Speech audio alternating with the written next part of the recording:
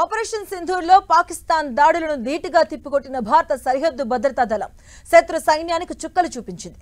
ఓవైపు మన గ్రామాలపైకి దూసుకొచ్చిన డ్రోన్లు క్షిపణులను నిర్వీర్యం చేస్తూనే పాకిస్తాన్ స్థావరాలను, టవర్లు, బంకర్లే లక్ష్యంగా దాడులు చేసింది.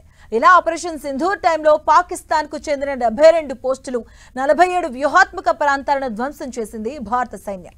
శత్రు దేశమైన పాక్ పై సైన్యం ఆధిపత్యం సాధించడం వెనుక విధ్వంసక ఆయుధాలు ఉన్నట్లుగా ప్రకటించింది బీఎస్ఎఫ్. ఆపరేషన్ సింధూర్ లో ఉపయోగించిన విధ్వంసక పాటు ఇతర ఆయుధాలు ఉన్నట్లుగా తెలిపింది. ఈ సందర్భంగా జమ్మూ బీఎస్ఎఫ్ హెడ్ క్వార్టర్ లో నిర్వహించిన ఆయుధాల ప్రదర్శనలో విధ్వంసక ఆయుధం పని విధానంపై వివరించారు. దేశీయంగా అభివృద్ధి చేసిన యాంటీ మెటీరియల్ రైఫిల్ విధ్వంసక్ పరిధి 1300 మీటర్ల నుంచి 1800 మీటర్లు. అవసరానికి అనుగుణంగా బ్యారెల్స్, బోల్టులు, మ్యాగజైన్లను మార్చుకోవచ్చు. ఒక్కో మ్యాగజైన్లో 3 రౌండ్లుంటాయి. శత్రువుల రహస్య ప్రదేశాలు, బంకర్లు, ట్యాంకర్లు, బుల్లెట్ ప్రూఫ్ వాహనాలను నాశనం చేయగలదు.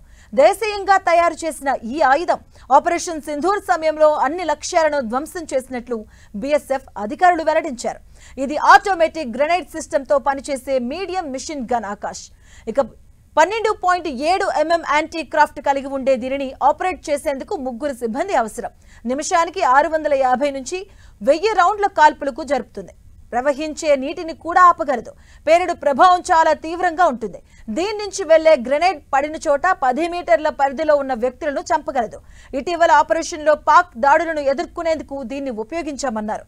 దీంతోనే పాక్ అబ్జర్వేషన్ అవుట్ పోర్ట్ ను ధ్వంసం చేశాం. ఈ ఆయుధంతో శత్రుమూకలు సరిహద్దు నుంచి తోక ముడిచాయని బీఎస్ఎఫ్ అధికారులు పేర్కొన్నారు.